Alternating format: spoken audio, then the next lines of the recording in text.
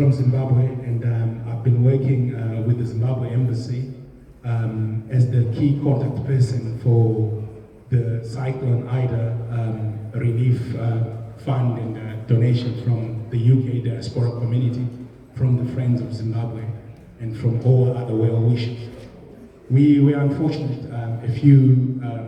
last week, a few days ago, we had a disaster, a natural disaster, a cyclone that came from the Indian Ocean on the east side of the southern part of Africa, from Malawi going down into Mozambique. So it hit the people of Malawi, it did hit the people of Mozambique. In Beira, where 90% in Mozambique, in Beira, 90% of the buildings in Beira were destroyed, and people have got no homes. It also affected the Eastern Highlands, which is the eastern part of where I come from Zimbabwe, in the Chimanimani district, where many villages, cities, towns, and homes were also destroyed and lives lost. So it's a sad day for the entire southern part of Africa. So I'm here obviously representing Zimbabwe, but I think it would be unjust not to also talk about Malawi and Mozambique, because we are all one as Africans.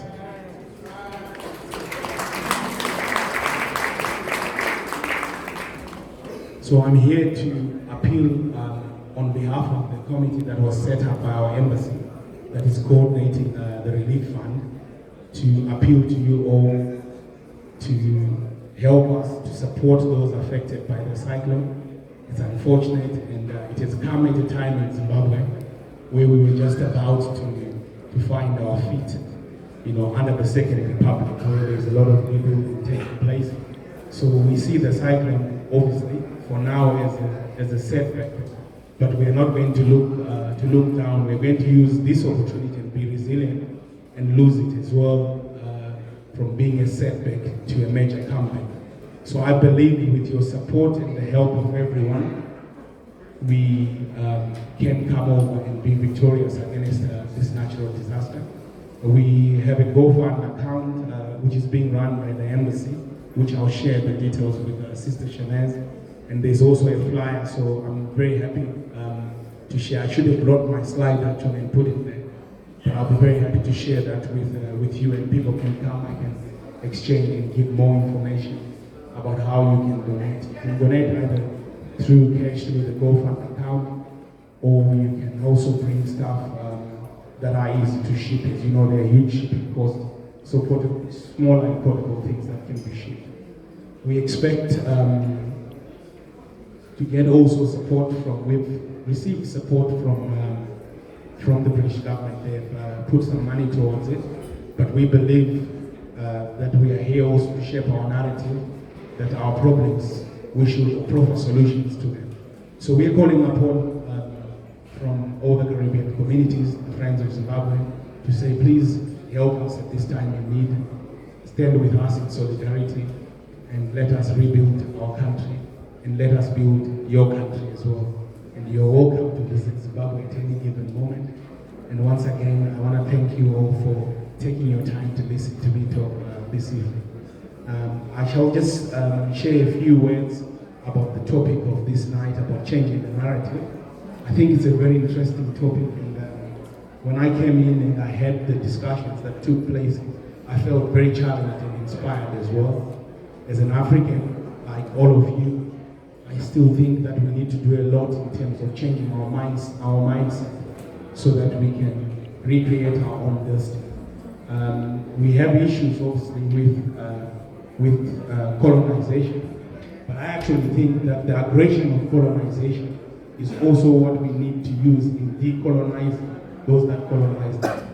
I think we need to challenge ourselves and also take the initiative of changing the narrative. And the best way of changing the narrative is to create our future.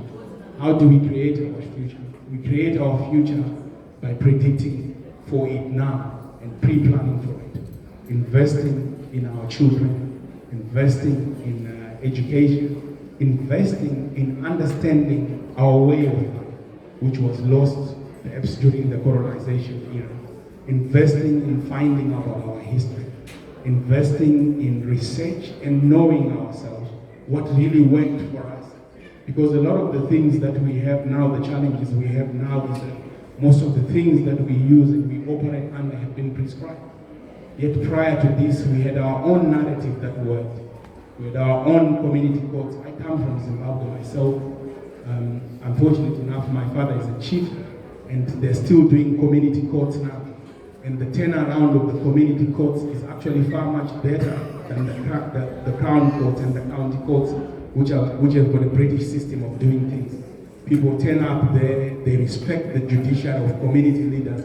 It's working well. But all these things have been discarded, and we have been reintroduced to a system which does not work for us. So we need to identify those institutions historically, rebring them. Yes, we are living in a modern world which is digital, but they can still be digitalized and work. Let's not fear to embrace our culture just because we have lived in a different world. From a business perspective, I also think that again, the colonization system is prescribed to us how do we operate in business. So they've come to Africa, for example, in countries like Nigeria, where we have a lot of oil, and in countries like Zimbabwe, where I come from, where we have a lot of minerals. Again, the mindset is that those minerals should be mined and exported to Europe to be processed and then resold. But we are saying no, they should be mined and processed here and be sold at the process.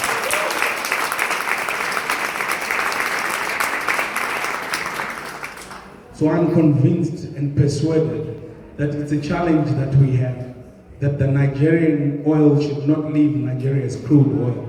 It should leave as refined oil. But there are people that say there should never be a refinery in Nigeria. That is what we need to change. That narrative has to change.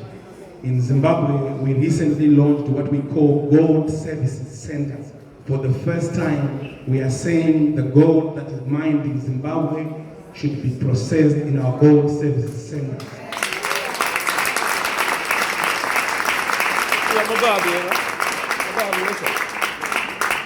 We're in the process of getting investment to build a lot of processing industries, from agro to minerals and stuff like that. It's a process, it will take time, but I just wish that it had been taken place before, because it has taken us, this year it's our 39th year anniversary. So it has taken us 39 years to actually realize that we should start invest in our own infrastructure. And I want to share this message to you, that we must continue to collaborate and work together and exchange ideas. There are a lot of things that were done here by some very great and mighty Afro-Caribbean engineers and scientists. That history up to today is suppressed, no one talks about it.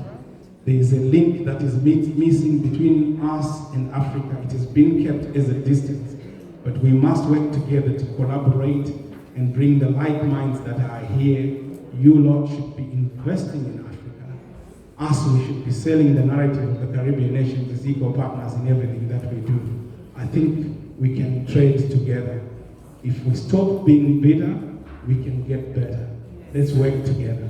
Thank you all for listening. Thank you very much. So we're going to have some breakout groups, and in the breakout groups,